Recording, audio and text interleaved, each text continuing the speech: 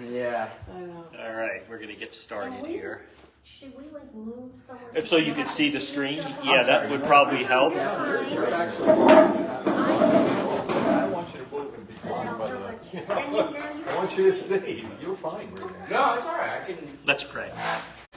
You're good. In the name of the Father, Son, Holy Spirit, amen. Christ is risen from the dead, trampling down death by death, and upon those in the tombs bestowing life. Christ is risen from the dead, trampling down death by death, and upon those in the tombs bestowing life. Christ is risen from the dead, trampling down death by death, and upon those in the tombs bestowing life. Christ is risen. He is risen. This is driving me crazy. So, we're now in our third of our 4 ships. Right? If you remember, we started with discipleship. Last week we talked about apostleship. This week we're going to talk about fellowship, sort of. I'm going to split this into 2 kind of parts today. On the one hand, we're going to talk a bit about, I did this last time, I have to remember to stand over here. We're going to talk a bit about, and we've already talked about a lot of this in the last class. We're going to talk a little bit more about Parish, what the parish is, but then we're going to have the second part. We're going to continue the PowerPoint, and I'm going to talk to you about the 7 real signs of a community that's evangelizing, because part of that whole idea of fellowship is that it has to be a community that evangelizes, that lives the life of Christ, that does all these things. And if you're really interested, you can look at some of the interesting questions that I have and some of the responses as I was doing my doctoral work. But anyway, so we're going to continue that. And then next week we're going to do probably stewardship. Then the week after that we're going to do salvation. And then the last class will be how to be a parishioner. How to be a parishioner. So kind of the last thing. So we're going to move forward on this. I have so much material and not enough time, but we're coming up to the end of May, and then I'm going to take the summer and retool, and we're going to go through some other stuff for next year. Now, I recommend this book to everyone. It's a little book. Matter of fact, I was aghast when I found out my students hadn't read this in 3 years at seminary, and that they're required to read this book. It's a little book by Father Tom Hopka, who was the priest here, and it's speaking the truth in love. And there's a particular couple of chapters in here on the Orthodox parish in North America, the work of the Christian laity. You know, there's all little things in there, really wonderful stuff. I quoted extensively through this, as you probably see. It's a wonderful little book, and mine is dog-eared and marked and underlined and all this stuff because it's one of my texts for my class. Excuse me. So that's my first recommendation, is to look at that. So before we get into that, I want to talk a little bit about the unique situation of the Orthodox churches here in North America, because it's important to understand the context. Is it hot in here? Do you want to open a window? It's not cold. You're okay? Okay. I'm just having hot flashes. You're wearing a few more layers. Yeah. Yeah, but this is my light one, so anyway. So you should see me at Sabelicos today, walking around this. I had everybody on. Anyway, so I'm going to read you a quote, and I want you to think about this quote, because again, just let me read the quote first from the book. So Father Thomas, the situation has never existed in Orthodox history until its appearance in the 20th century of North America. So what do you think he's referring to here? There's something unique about the parish situation in this country that really began in the 20th century. If you have the answer for that, you get the special gold star for the day. What was it? Can you read it again? I'm sorry. Yeah. The situation has never existed in Orthodox history until its appearance in early 20th century North America. Pews. Families. Pews, families. I think the generations that they had in Europe, they don't really have. Don't what? The generations that go back in Europe? No, but you go to Alaska, you've got people who've been Orthodox there since 1793. Is it the multiple jurisdictions? Yeah, that's the heart of it. So it's this. George, you get a golden star? Yeah. George gets the gold star. Mike and Ronnie. So, in traditional Orthodox countries, you have the parish church, right? So if you live in that village, you go to that church. If you live in that city, they don't have, like particularly in Greece, you don't necessarily, you have a church that you'll go to that's near where you live. But if, for example, if there's the feast of Saint Spiridon, then people would go to that parish for the feast day, right? Just be, and people would rotate around. So there was no, shall we say, everything was a geographical reference. I'm here, there's the Orthodox Church, that's the church I go to. Now think about this area. How many Orthodox churches are here? Not many. Well, We got 2 Greek churches, we got an Antiochian church, we got a Rocor church, I'm thinking more like the Catholic Church. They're all over the place. we got the OCA church, Yeah. right? Yes, there's more than- And then if you go across the rivers, you've got other churches. Danbury. Yeah, you got, and people literally drive past multiple Orthodox churches to go to the one that they want to go to. On Right. 216, there's Indian Orthodox. Yeah, Malabar. Is that so? That's what I was talking Quick aside, what is Indian Orthodox? Are they in community with? Yes. Well, no, they're not. They're like the Coptic Church. Okay. Yeah, so they're organized. non-Chalcedonian, but they go to our seminaries. As a matter of fact, in July, I'm giving a 3-day talk to their young leaders in Philadelphia. They're wonderful, and they're ancient. St. Thomas, the Apostle Thomas, was the one who founded that church.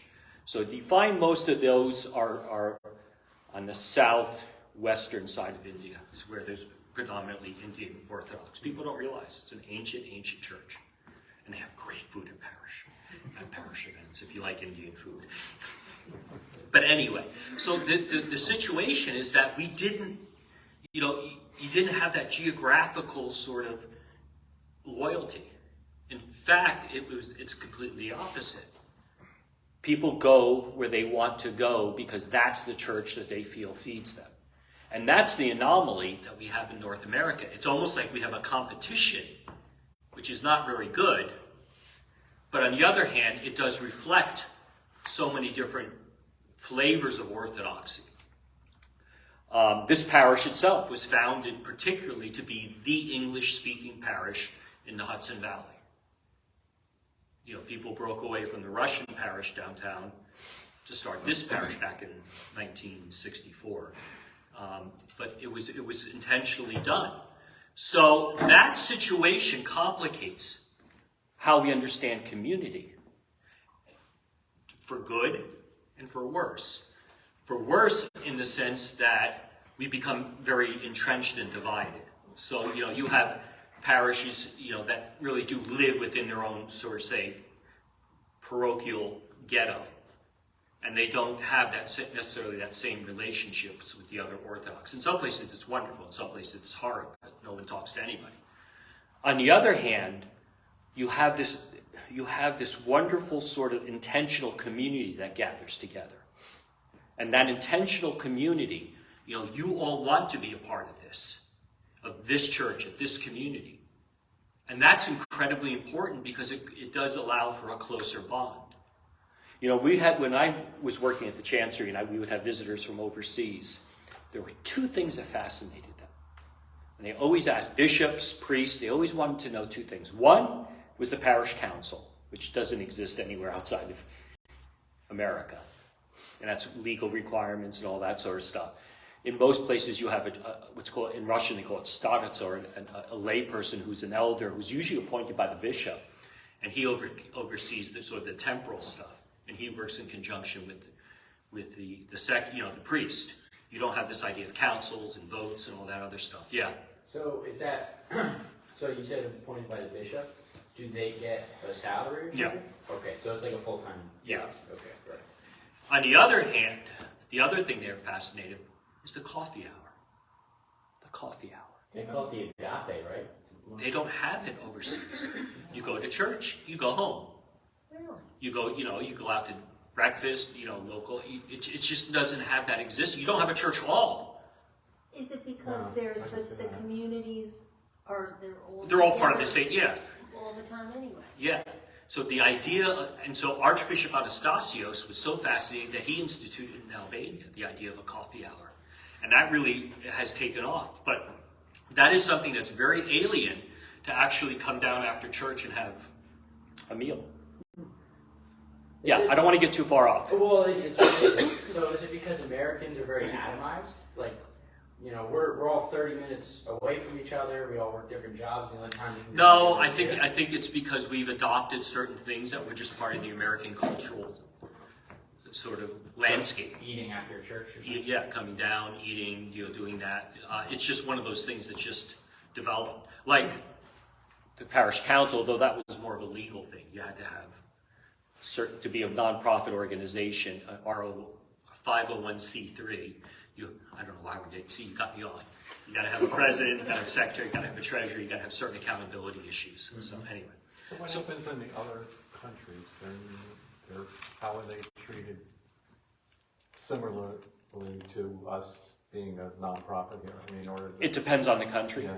So, like for example, in Finland, I'll just give you a brief example. So in Finland, there are only two state-sponsored churches in Finland: the Lutheran Church and the Orthodox Church.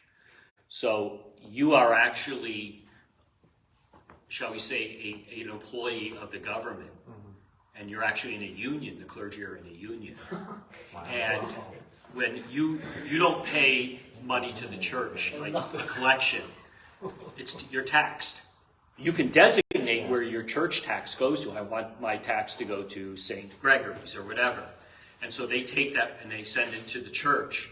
So it goes to there. And so all the priests are employed basically they get their salary. Same in Greece. They all, depending on your level, you have different levels of priesthood.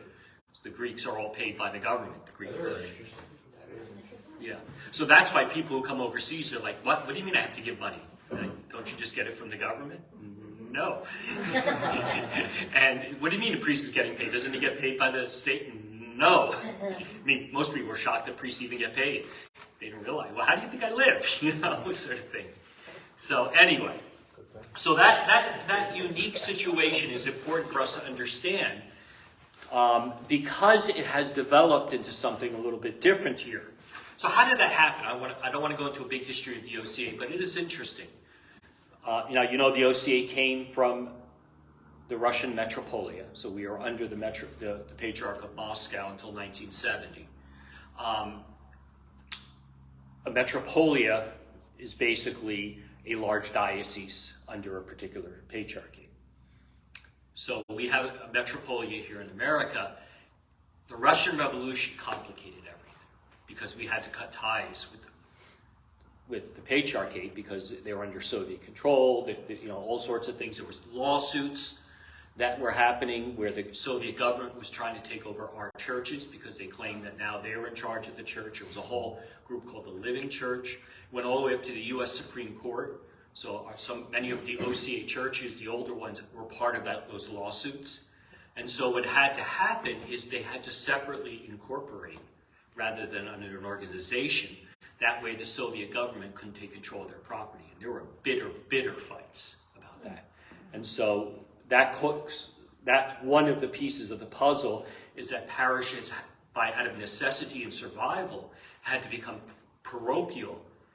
And their connections with the diocese were very tenuous, shall we say, for legal reasons.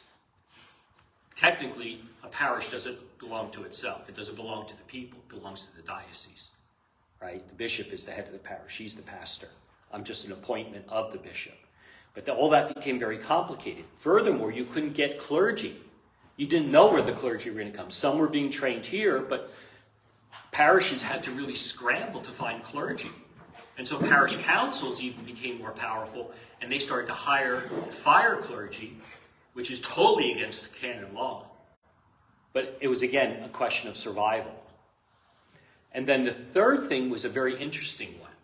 So many of the people, particularly with the Orthodox Church, then Metropolia, was that many of them were workers in, like my family, they came from Slovakia and they settled in New Jersey because that's where the jobs were. They worked in the mills. My wife's family came from that same region. They settled in Pittsburgh to work in the steel mills, and that's where the jobs were. And so they're as you know, if you know, those type of jobs are not very secure. So they formed what's called brotherhoods. And brotherhoods were there to take care of each other. So the brotherhoods it would be like they would gather these men together. They'd all put money in there so that they could make sure that they had a good burial, or if they had medical expenses, you know, because there was no insurance, they took care of one another. And the brotherhoods then, as they gathered together, also said, well, we need a church. We're all Orthodox because we're weird, right? We come here to this country, we speak a different language, we celebrate different holidays, you know, our churches look different, you know, we're just bizarre people. And so they formed together these brotherhoods, and that's how many of the churches were built, is through the brotherhoods. I mean, my great-grandfather, I mean, he literally, they would work their jobs, come out, they would go and work on the church, and they would take the money, and a part of the money would go back to the old country, part of the money to support their family, part of it to build a church, because that was also the center of their social life. So these brotherhoods had, really gave life to it. So this parochial situation became very interesting and unlike anything else, and in some cases in violation of the canon law. But again, we were just trying to survive. And by the way, on top of that, especially the Russians were like, well, you're a bunch of communists. You know, you're not really Americans, which is why when you go to some of these older churches, you'll see an American flag in the church. That was very important for them to show, we are Americans. Look, here's our flag. And you'll find big memorials of all the people who died in like World War II, because it was important for them to show that, yes, we're part of this country, as much as we may be different. So, you know, sometimes we look at that like, ugh, but there's a reason for it. And then furthermore, so as this developed, now again, remember, we had a church that was in Alaska. The Alaska came down to San Francisco. Eventually, then it moved to New York, the head of the church. And it was all the time developing. It was all the time trying to, you know, it was working down the coasts, basically. A lot of the people on the West Coast, they were refugees from the White Army who went through China and ended up in, you know, they call them the Harbin Russians. East Coast, where a lot of the immigrants came over, like, you know, from the villages and stuff to find work. And then the church started, as people settled in different areas, the church developed. So by 1970, that's when we really started, the canonicals, and then furthermore, before the Russian Revolution, whatever type of Orthodox you were under the Russian Patriarch. You're under the bishop here, right? St. Tikhon, you know, we talked about that. He had all these different priests of different jurisdictions. That got further complicated. So now you couldn't have that. And then the Greeks went their way, and the Serbs went their way, and the Arabs went their way, and it just fractured. And that's where the situation we live in. Totally not according to the basis of how the church understands, but rather each kind of, so in this city, in this area alone, how many bishops do we have? Technically 5, when it should just be one bishop for one geographical region. So they tried to resolve it. I don't want to get into that. You know, there's all sorts of questions and how we can fix the situation. Again, it's a reality right now. So the idea when the Orthodox Church, the Metropolia, was given self-governance, autocephaly, with the idea that that would help resolve our canonical situation and how we relate to other churches, but also that the idea that maybe that would start to bring people in. So the Albanians, the Bulgarians, and the Romanians came into the OCA. The Carpatho-Russians were like 1 vote shy. The Antiochians, it was going to happen, then it wasn't going to happen, and so all these sort of things. Plus, you still have the Russians all arguing with each other. You know, you got the Rokor churches. And then parishes in the Metropolia were given a vote whether they wanted to join the OCA or not. And 20 of the parishes decided not to remain under Moscow, where they are still to this day. But part of the agreement was that Moscow's not allowed to start any new churches in this country. So they can just take care of these 20 parishes. One of them being in my hometown, in Little Falls. So you have all these complications. It makes your head hurt. don't get into church politics, but I want you to understand the situation. So when places like this were being established, this was part of the movement called the flight to the suburbs. The people were moving out of the cities. They were getting established. They were no longer working in the factories or whatever. Kids were going to college. They were starting to move up. So many moved away, right? They go where the jobs are. This IBM, that was the attraction. All these people after World War II were coming here to work in IBM. And so the idea was then, okay, how are we going to settle that? How are we going to bring those people together? And that, people like, some of the people who sit at this table right here, they're all the people who really had that vision to put together the church that wouldn't be based on an ethnicity, but based on an intentional gathering of people, no matter what your background is, to be part of that community. There were many parishes at that time between the 60s and basically by the end of the 70s that were being established all over in that same model that was being established here. And then there's a whole new, well, I won't get into it, but there's a whole new wave that happens in the late 80s, which was mid-80s. No one ever expected, and that was all of a sudden the influx of converts, which we had never really, we had it, but not to the level like we have now. All of you guys, most of the parish, Orthodox pretty much stayed within Orthodoxy. So that's a whole new thing that completely changed. Look at our bishop. Our metropolitan is a convert. Most of the bishops on our Holy Synod are converts. That was unthinkable. You're lucky you got an American born to be a bishop. Most of them are from overseas. So it's kind of a remarkable story.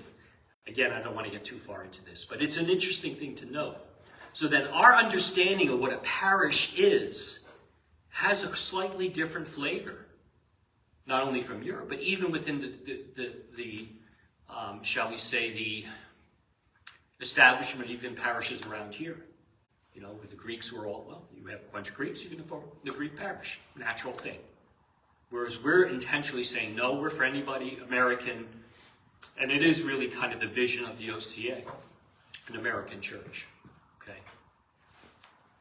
You see, that's what became attractive to us.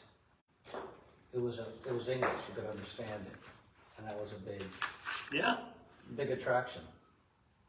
It's incredibly important because that was from very early on, by the way. St. Innocent said, move the capital to the United States, train local clergy, and use the local language. This was back in 1820s. He was already saying that. Use the language of the people. And so that was incredibly important for us. And one of the things, being part of our establishment here, that St. Innocent and St. Tikhon's vision are incredibly important about what it means to be an American church. The other thing I'll bring up, and this is a very, again, I can go off on this stuff, is where's Gregory? He loves all this historical stuff. So right before the Russian Revolution, or during the time of the Russian Revolution, there was an all-Russia council that was called in 1970. And representatives from here went there, and it was the first time that had been called, because remember, the Russian church, starting with Peter the Great, all the way to that time, they had gotten rid of the patriarch, and they tried to make it, put the church under a civil control. Peter the Great was enamored by what he saw in Europe, and he tried to do the same thing. So that's why when Innocent was elected Metropolitan of Moscow, not Patriarch of Moscow, because that was the highest position left. In 1917, they got the All-Russian Council together to re-establish the Patriarchy. That's where St. Tikhon was elected, where they actually had, they had 3 candidates. They placed the 3 names in a chalice, and a blind monk who was known for his holiness went and picked out the name of Tikhon. And that's how they elected him. But the other thing that they had done at the 1917 council was they were going to radically change the system of the governance of the church to restore it to what it had been. In other words, we're going to do it in the local language. We're going to have lay participation in councils. We're going to try to really understand what it is that we're doing here. And these principles were incredibly important.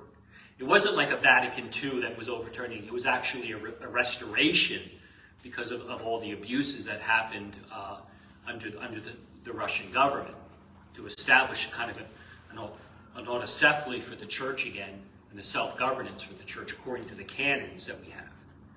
So, unfortunately, what happened was the Russian Revolution crushed all that before it could ever be implemented.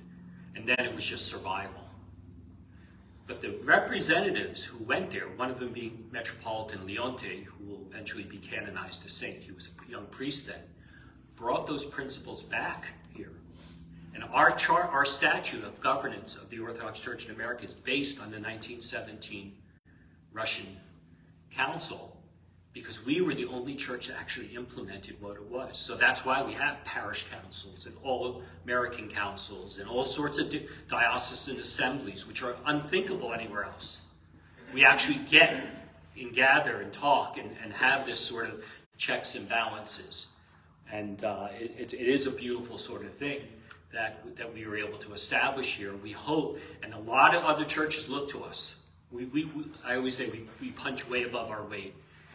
But we are the only church in the history of Orthodoxy, the OCA, that is a minority church in a democratic country that is not answerable to any foreign patriarchate. We're it. No one else has ever done that. Because other churches, they'll either have to answer to the state, or they have to answer to a foreign patriarchate, like the Greek churches here, they answer to Constantinople. We're the only ones. So a lot of churches like Albania and Poland and Czechoslovakia and all these other places look to us. Like, how do you make it happen? How does this work?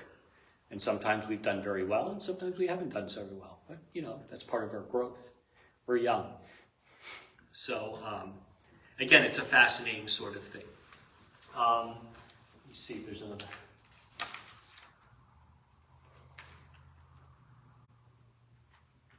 So the Russian Orthodox Church in Dixie is not associated. No, it's part of the Russian Orthodox Church outside of Russia, which was the church. So when the Russian Revolution happened, some of the church people remained in Russia. Some of the bishops and people fled and set up a government, a church outside of Russia. They set it up in Karlovac, Serbia. And they were supposed to just be there until such time the Soviets fell and they can come back. It lasted longer than anyone thought. And so for a very long time, they were not in communion with anybody. They were just on their own. But now they're back under Moscow. That's another long story.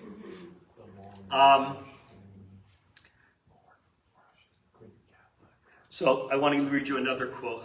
Some of this we've already done. Father John Meyendorf, whatever our parish is, these cells of the Apostolic Church really shines with the virtues and dynamism and the faith of true Christianity. They also perform a mission.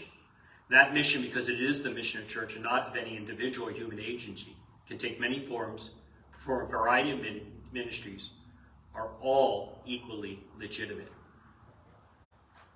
So, when we think about what it is to be part of a parish, we cannot separate parish life, fellowship, I'm going to get to it in a second, for what it means to be the church. I talked about this last week, right?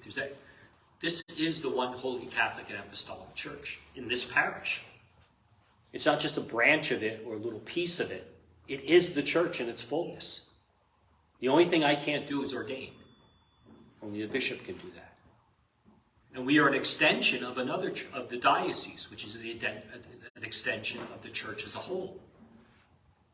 And so when we have these type of situations, we have to remember that our job here, our fellowship, is found in its koinonia, its communion. We can never separate that. We cannot separate the liturgical life of this parish for what it means to be a parish. We cannot separate our fellowship as a Eucharistic community, which is the center of everything that we do, from anything else that we do.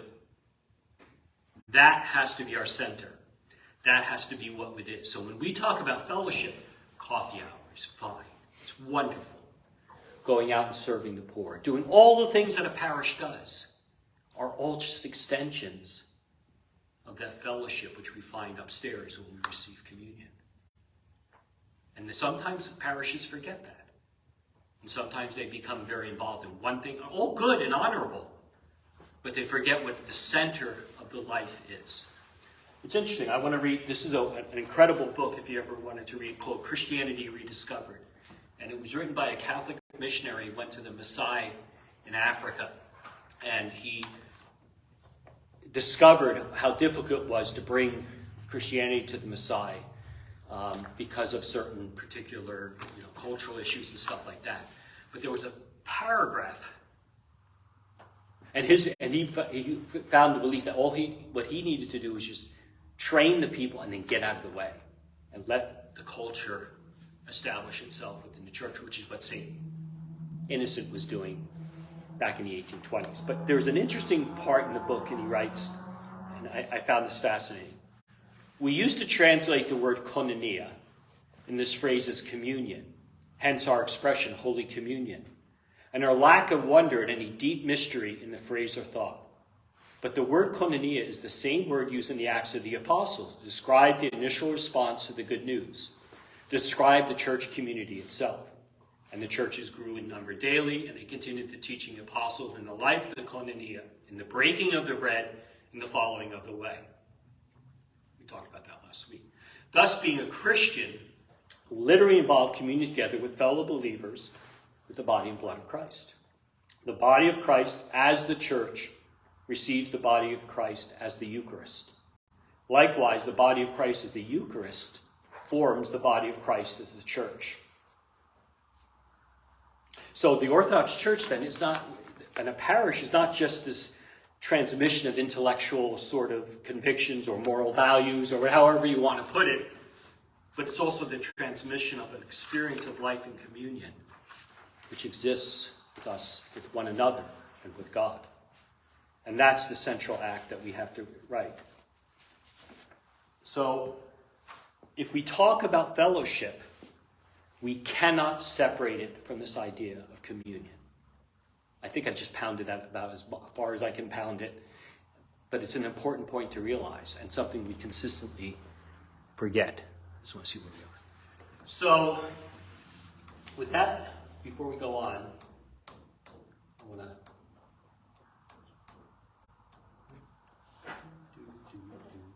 through this. If we have time, we'll go back to this. Oh. So, are there any questions before we go on? No? You haven't got to this part yet, have you, George? My dissertation. Yeah. Since the Eastern Orthodox are out of communion with the Oriental Orthodox, and that includes the Coptics, but what exactly does that mean for the profession of faith? Excellent question. So, interestingly, for example, for someone from the Coptic Church to come to communion here, all they have to do is go to confession. They don't have to be chrismated, they don't have to be baptized, because it's such a close relationship. And so why are they split? It all has to come over the Fourth Ecumenical Council, where what? Monophysitism, right? Right, which I would say most scholarship, particularly in the 20th century, and the number of meetings we had decided that they're not Monophysites, and they would say that they're not Monophysites. But I don't want to get too deep into theology of this, but a lot of it has to do with misunderstandings and translations. And so if I would say, if anything, we're going to see some sort of reunion, that one is becoming closer and closer. The big problems now come down to what do we do about people we called saints and they called heretics, and vice versa? What do we do about dual jurisdictions? You know, in Egypt you have the Coptic Bishop of Alexandria, Patriarch of Alexandria, Pope of Alexandria, and you have the Orthodox. So how do we work those type of issues? Already now the intermarriage is not an issue. I actually worked on one of those first cases here in America. Like someone who was Orthodox, wanted to be ordained a priest, had married a Coptic girl, and her dad was a priest, and can that be accepted? In the end, it was, yeah, absolutely, we can accept all that stuff. So anyway, so those are started, and there's an equally, if not, old tradition. They use the liturgy of St. Mark, which we're fine with. It's not our tradition, but it's their tradition. It's longer than ours, actually. So yeah, I don't want to get down this rabbit hole. Just a quick question. Okay. Do they, since they rejected the fourth and they weren't in communion with us, and it was like, oh, right? The fifth, sixth, and seventh. They have to accept that. They pretty much accept those. Right, because they have icon art Yeah. and all this sort of thing, right? So it's about what does it mean to have equal but not. They weren't at the council. There's various theories on that, but equal but not, together but not mingled, And separate but Saint not divided. Emperor Saint Justinian, his wife, Saint Theodora, she was originally a Monophysite, I think, right? I don't know. She was the one who was like a lady of the night. Mhm. That was her, right? I don't know. I think that's who it was. Yeah. Anyway, I don't want to go down too deep into this theology because it hurts my brain, and that's not the point of this class here. But anyway, the simple question is, there's a very, very close. They go to our seminaries here in America. We train them. We go and speak. Right now, we still have to resolve the communion issues. But if someone again comes like Joseph Saad, he was a deacon in the Coptic Church. He comes here. He receives communion, no problem. I didn't mean to out Joseph here. Everyone knows. I have to say, I love his vestments there. That Is is, that the Metropolitan? that's the Metropolitan. That's Archbishop Alexander, right? And that's me. I'm not in the picture. Oh, But that is Uspensky Cathedral in the Kremlin, where the czars were all crowned. Those are all the graves of the czars. That's crazy. And so I have a picture of me in my house. It would be giving the priest, the tradition of priest, when the bishop is vesting, different priests will present each thing. But that's where the funniest thing ever. I tell you this story. We were serving in there, and the patriarch turned to me and he wanted me to do the response in Slavonic. And I'm like, ah. And so I did it.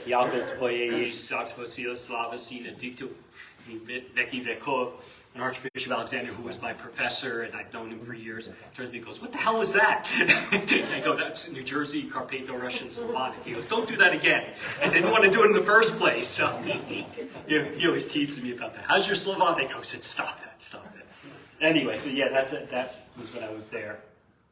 So I'm going to give you 7 important points that we have to think about. And when we think about fellowship, about koinonia, about communion, to keep these in mind. This is what the parish council is going to hear on Monday. So I've been holding off on this. The first one, the number one thing, any effective Orthodox community, any effective Orthodox parish is rooted in the liturgy. That's got to be the center of everything that you do, right? Father Archpriest Ian Bria, who is a Romanian priest who died, but wrote a very important little book called The Liturgy After Liturgy, which is now out of print, and I'm trying to get it to be restored. This was a wonderful quote. "Prayer, worship, and communion have always formed the context for the witness of faith, including evangelism, mission, and the church life. The missionary structure is built upon the liturgy of the word and the sacraments, and since the beginning, the great variety of liturgies and rites, creeds, and confessions has been due to the diversity of the missionary contexts. In other words, when Orthodox start parishes, when the Orthodox send out missionaries, what did they do? They started Eucharistic communities. Right? So when St. Herman came to Alaska, what's the first thing he did? He established the church. When St. Cyril Methodius went to the Czech Republic, when then was whatever it was called, Moravia, he established a church. When you people came into the Hudson Valley, what did they do? They established a church. So it's not the question of going out there and saying, "Do you believe in Jesus?" Which is important. Or are you part of this structure? What is that establishment of that Eucharistic community? And that's the key. That's my theory about Orthodox missionary activity, which I'm working on. My book's sitting at to be approved. But anyway, the center of the church of life has to be liturgical. So, and I just had that whole discussion about what that means and about this idea of communion and all that sort of stuff. All right? Second point.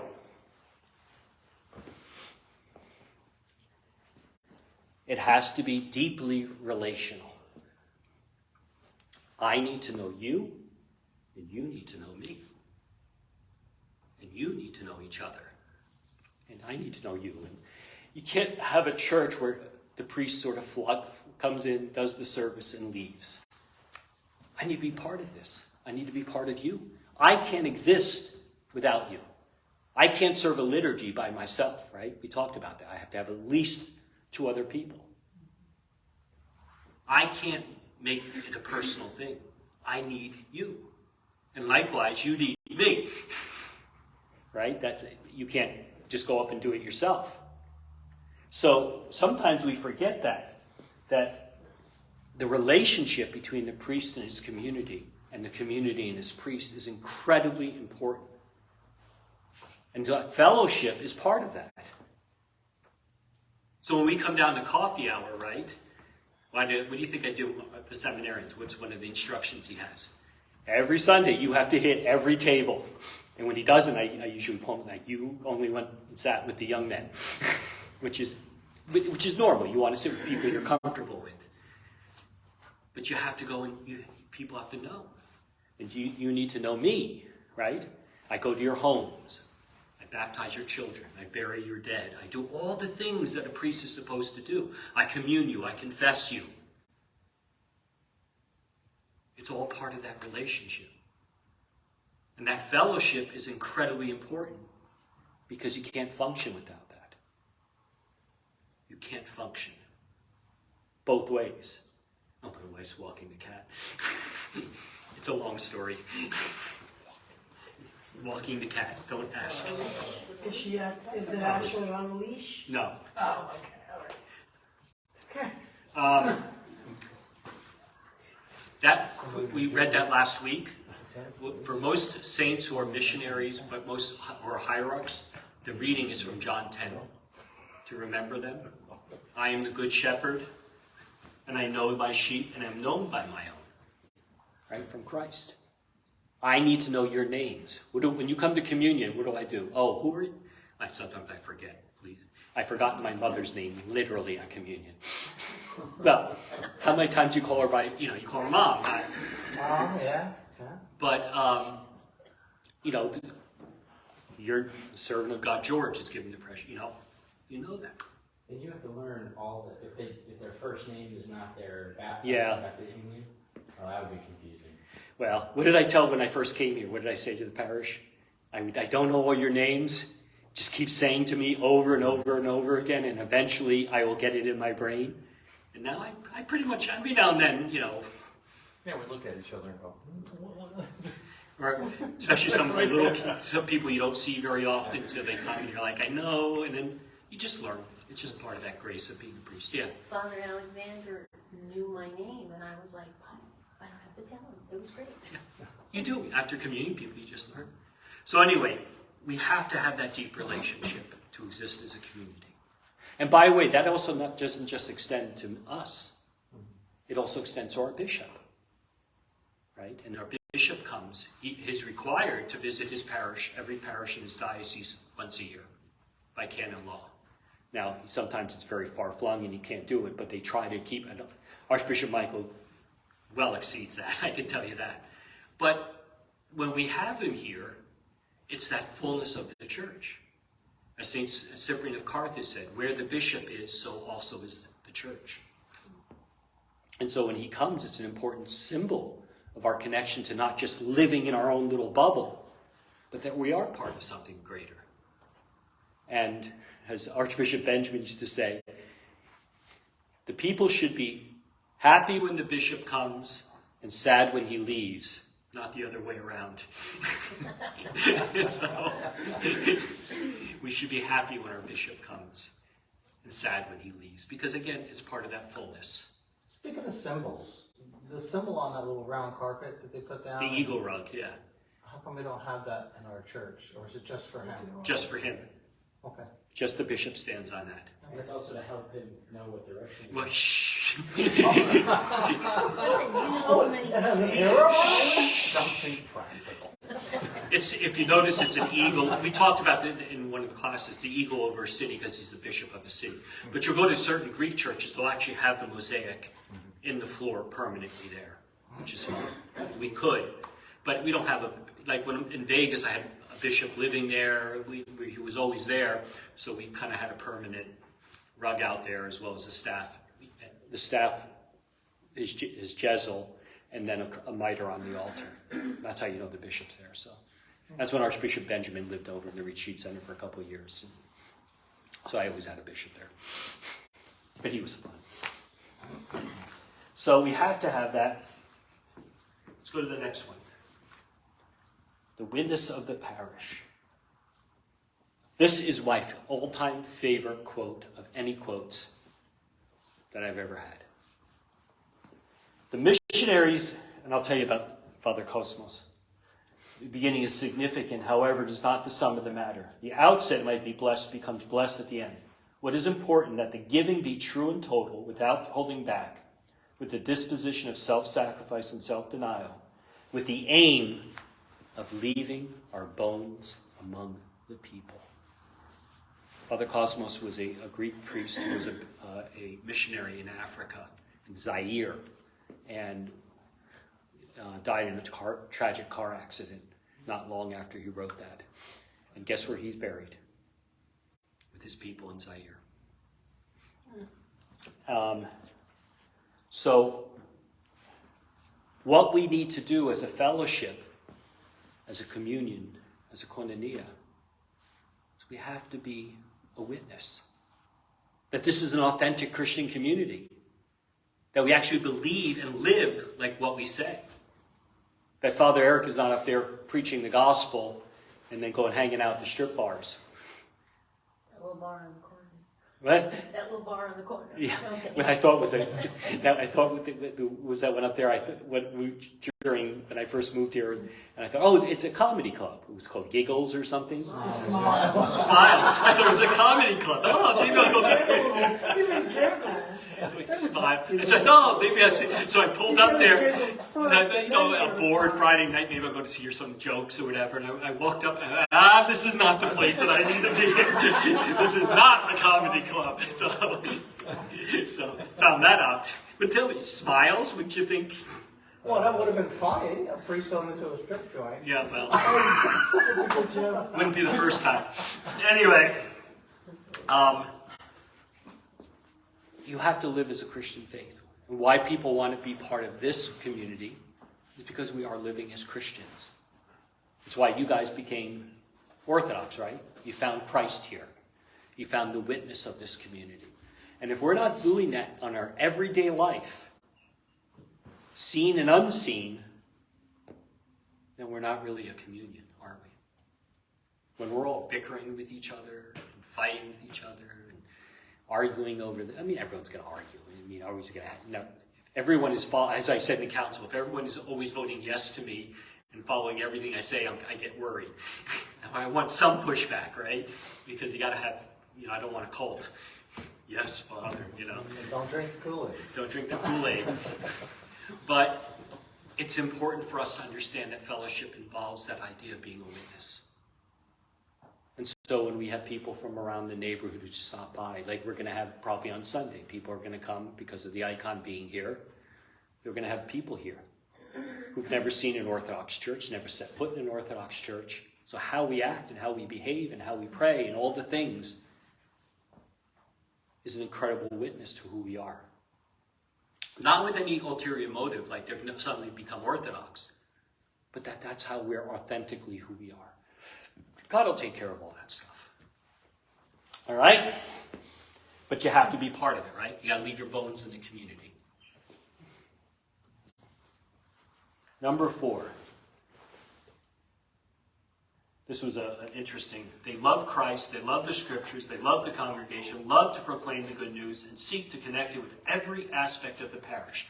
This is what he wrote a book, an important article on evangelism very early on, before we even started talking about it, Theodore Stephanopoulos.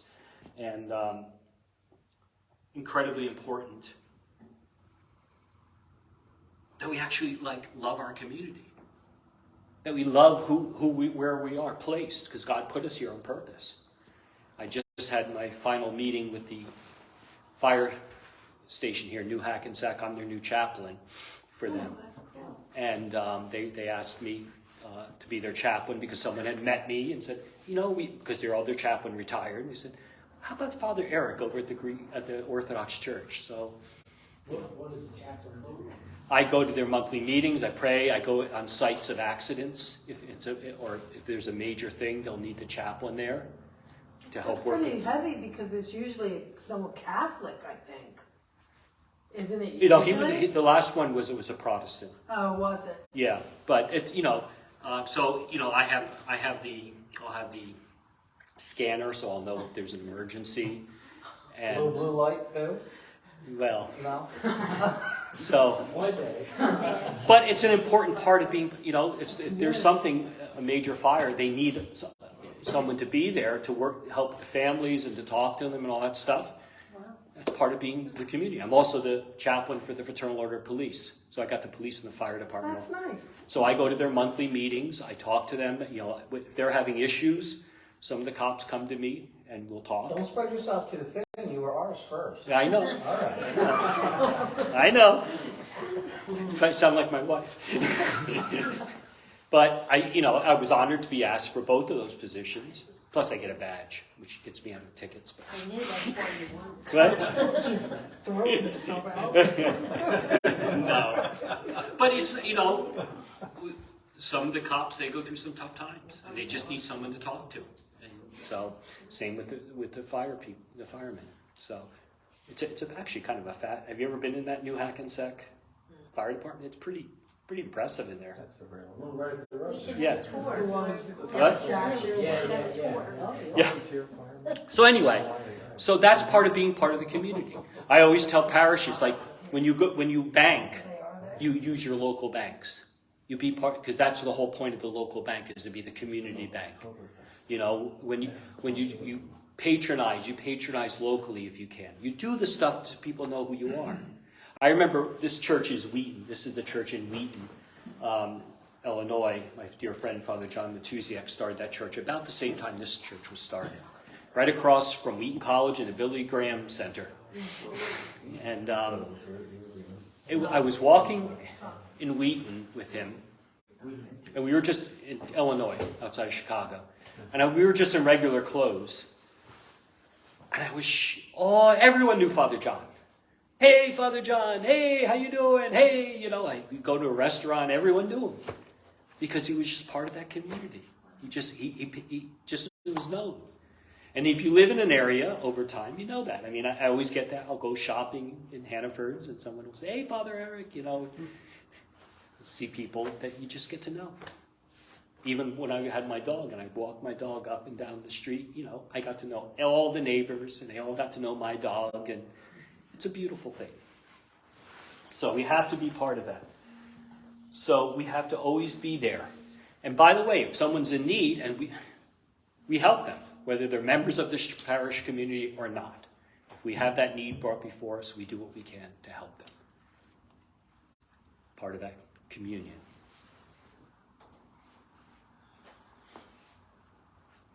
And we must focus on activities in and out of the community. Right? Good Samaritan, right? Not the Good Samaritan, from Matthew 25. When did you see me sick and hungry and thirsty and all? The Matthew 25 ministries, we call them. Are we feeding the poor? Are we doing all the things that we're supposed to be doing? And do we understand? Everyone knows everybody else. And we know our needs. And we take care of our needs. And when someone in the community, our parish, comes to us, we have a fund, for example, and we know that there's someone who's in need. We release that funds and help them out. We're always there to help people. because that's part of what a communion does. Like in Acts, right? They held everything in common. And that was the job of deacons, was to make sure all that stuff got distributed as it's supposed to be distributed. This one's going to sound strange to you. I have seen more parishes get eaten up over money than you can ever imagine. Everything else was wonderful, but when it came to money, oh my God, the fights I've seen, the fights I've had to, shall we say, arbitrate.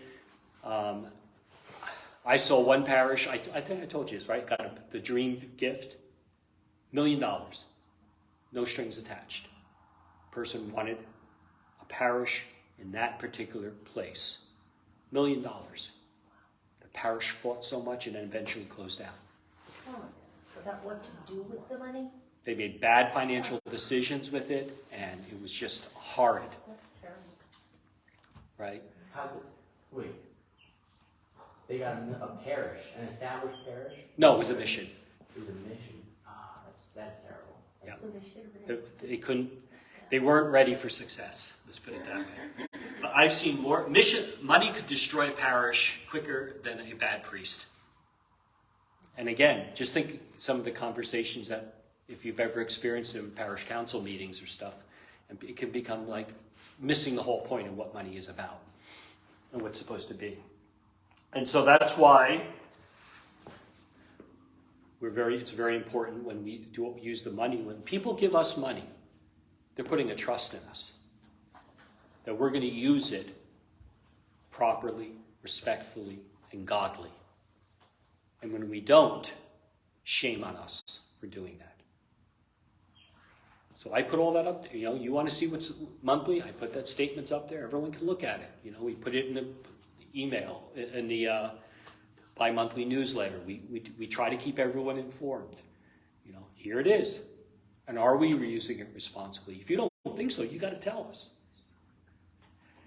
And just as difficult is that success at extreme, but also when a parish is struggling, when it is really struggling financially, like many parishes did coming out of COVID, it puts an incredible strain on the community.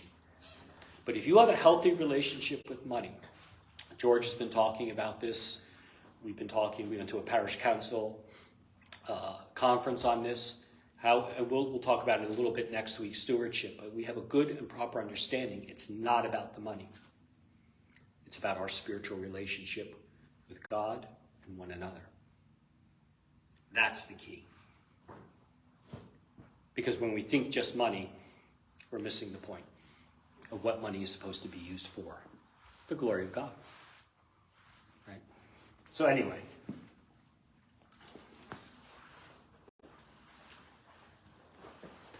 And this last one, that's the chapel at St. Vlad's at the seminary. That was actually designed by Father Alex. It looks huge there. Yeah, that was graduation day, which is next Saturday. I got to get a newer picture. James Stimulus, I'm going to tell you a little story about James Stimulus. Is a Baptist minister, and he grew up in the Greek church and basically left the Greek church because it was all in Greek and all that other stuff. And James wrote a very good book on Orthodox and evangelism. And James and I got to know each other through different conferences we attended. I'm that close to getting him back.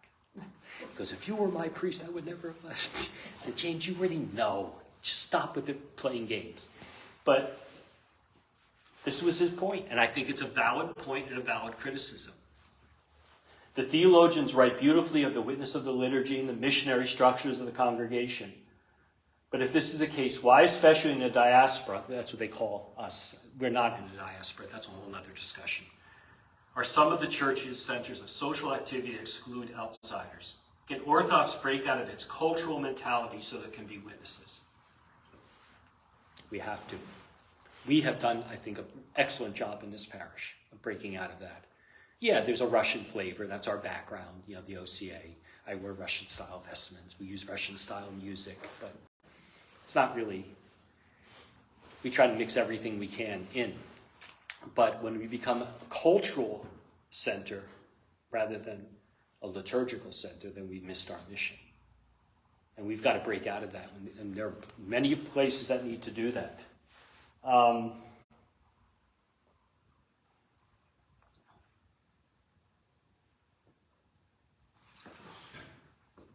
Part of our community, our healthy community, is not that we gather together because we're all Greeks or we're all Russians or we're all Serbians. It's because we're all Christians. We all want to be together because we all want to be part of that. That this is the place where we discover Christ. This is the place where we find love and peace and joy and all the things that we're supposed to be as Christians. And if we don't, there's no fellowship. It's just a cultural club. Like we can go to the Elks or whatever we want. But to be a church, to be a communion, to be in fellowship with one another requires us to get out of that. And I love it. I love the more diverse in that sense, the better. I love all those different traditions. I love all that stuff. They're all part of our tapestry that we can integrate into our life here in America, which you probably will not find elsewhere. You know, you go to Russia, it's going to be the Russian church, right? It's going to be in Slavonic. It's going to be, you know, those traditions. You go to Greece, you go to there. I mean, you have embassy churches and stuff like that. But only in America do we have this. And Western Europe and Australia, you know. But, you know, so how are we doing it? How are we being in fellowship with one another?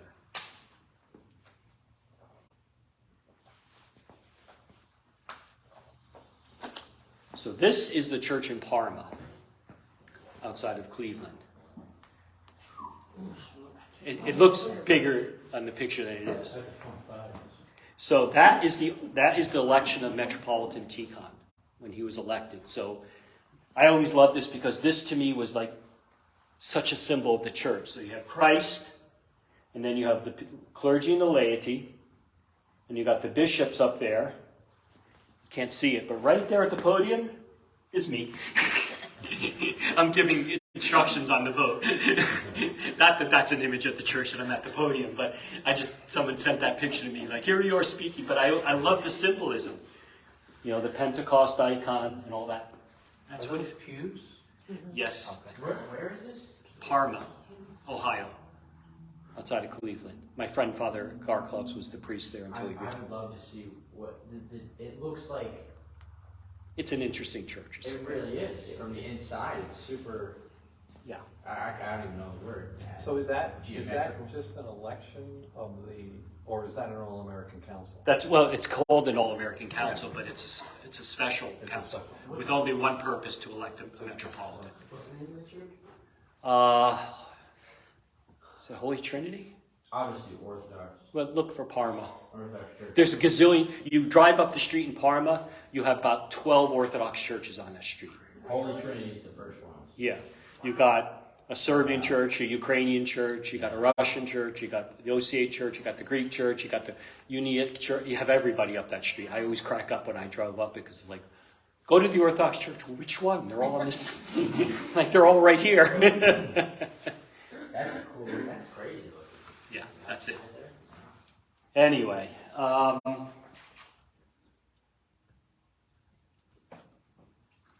if you ever saw that one, it's one of my favorite. It's a parody of the Ladder of Divine Ascent. It's what you guys are all going through, becoming Orthodox. You know, you start out here reading Kallistos Ware and all that stuff. By the time you get up to Vladimir Losky, you're just exhausted. You don't want to read anymore. Anyway. I think you want, what time is it? We are at 8:05. Yeah, we're at 8:05. So let me sum up. The whole purpose of this class was to understand and appreciate what it means to be part of a community. But I also want you to understand what your part in that community is. Because all those points that I put there, all the things that we talked about, is what you, all of us, have to enact. It's part of our fellowship, part of our being part of this community. Each and every one of you, every one of the person that comes here to this church is part of that. And you're all part of one another. Let us love one another. With one mind we may confess. Right? I say that and I look, right? If you notice, I look at all of you. It's my challenge to all of you. Well, it's not my challenge, the church's challenge. But, so I want you to think very carefully about what it means to be fellowship and be part of this church community.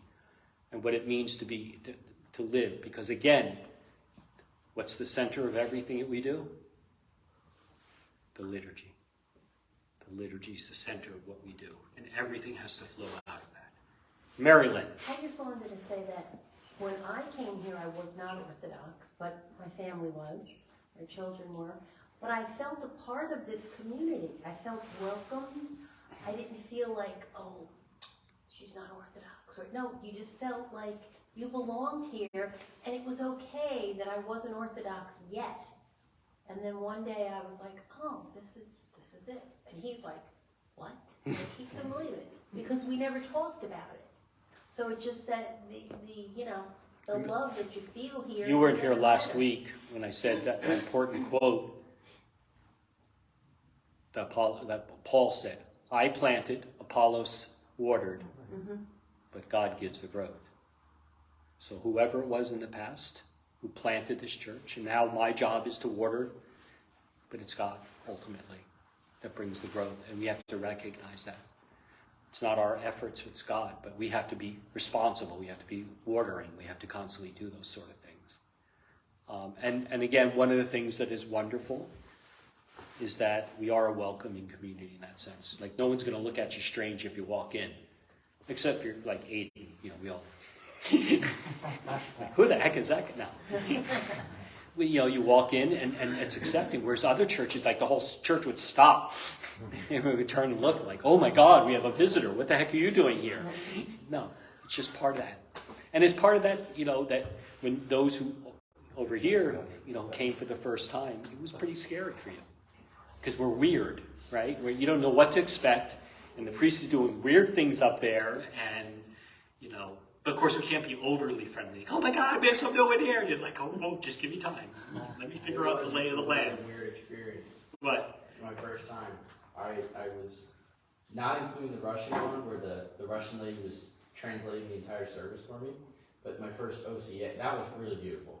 But my first OCA, it was so packed in the church, and I wanted to sit all the way in the back, but there was absolutely no space, so I was forced to sit all the way in the front. And I had no idea what I was doing. So everyone's watching you pick your nose and, So I'm and all that other stuff. And then I don't know, I don't even know if I knew how to cross myself at the time, and everyone's looking around, and all of a sudden they prostrate at communion. We didn't hear, but down there they did, and so all of a sudden everyone just drops. It was quite an experience, that's for sure, yeah. But it's, you know what? Before you came. I think how we receive, I say this very often, and I'll say it again. How we receive people is not for your salvation. It's for my salvation. Right? I'm not here. How I react to you, how I treat you, how I accept you, how I bring you into the church is on me, not on you. We always think it's the other way around. Oh my God, we're going to go make everyone Orthodox. In that church in Wheaton, right? So Father John had set that up, and there was an Antiochian church that was established. And he was a real obnoxious priest, convert. I won't be happy until I see a 3-barred cross above the Billy Graham Center. And he became absolutely obnoxious. The Billy Graham. And guess what happened to that mission? No. And Father John Matusiak just loved the people. And literally people would walk over the train tracks to come to his church. And they never went proselytized or did anything. Just be the community, be the church. And people found them. What? Graham Center, right? What? The cross never got into the Billy Graham. No. No. That's okay. That's not our job. It's God's job. One day, yeah. He'll plant one right. So that church, you could see how packed that church is. And a lot of those people were people who went to Wheaton College and found their way to Orthodoxy. Not through anything obnoxious, just being good Christians, doing all the things I'm telling you about. The college towns, when they have the churches, my friend, he lives in Iowa, right next to Iowa State. And his church is full because all the people from the college, they go there. So it's a lot of young people too, which is kind of cool, you know what I mean? Yeah. Any questions? No? Does this help you? Do you understand things a little bit differently? Look at the church a little bit differently? It's The parish? really good. Yes. What was the book that you recommended at the beginning of the lesson? I'm looking for it. Speaking the Truth in Love. We have plenty of copies in the library there that you are more than welcome to borrow. It's one of the books I specifically bought for the library because I think it's an important book. All right, so that's it. Next week we will do that exciting topic, stewardship. And then we'll do how to be a parishioner, our salvation, and then how to be a parishioner. And that'll end up our Orthodoxy 101. That should take us right to the end of May, right? So. And then the Bible study classes. Yeah, Start those. that'll be in September. So we're going to actually talk about it at the council meeting on Monday. It's going to be called, I was kidding, but it's. I came up with the name, it's going to be called In-Depth Orthodoxy. Oh, In-Depth Orthodoxy. I like that. We're going to have a new set of classes in addition. We'll start this over again, but we'll do in-depth orthodoxy. So we're going to pick a particular subject or a Bible passage or something, and it's not going to be led by me. It's going to be led by all of you who want to be like, and we're all going to be what? In September. So then we'll meet, and it's all going to be on what we want to do. Okay, let's discuss this topic. Let's go really in depth and do a deep dive. I'll present something, but also it'll be on you to go and do research and bring it back to the group and see what you found. I got a couple topics already. I know you do. He's got a list already. What? I filed them immediately. Google, here we go. So now you just heard it. This was new. This was just new. I've been thinking about it, and then I finally came up over the last week with how I think I want this to go. So there it is. I haven't decided on a day. That's the question now, because doing an additional weeknight could work, could not work. I thought about doing it on a Sunday, like an extended Sunday, where people who were interested would stay by after church, and we would have that. Like once a month, maybe? Yeah. So I haven't. That's where we have to talk as a community and decide what's going to be the best for people to do. Anyway, that's another discussion. Let's pray. In the name of the Father, Son, and Holy Spirit. Amen. Christ is risen from the dead, trampling down death by death, and upon those in the tombs, bestowing life. Christ is risen. Have a blessed evening. Thank you. You did very good. I think I only heard 3 questions, yes.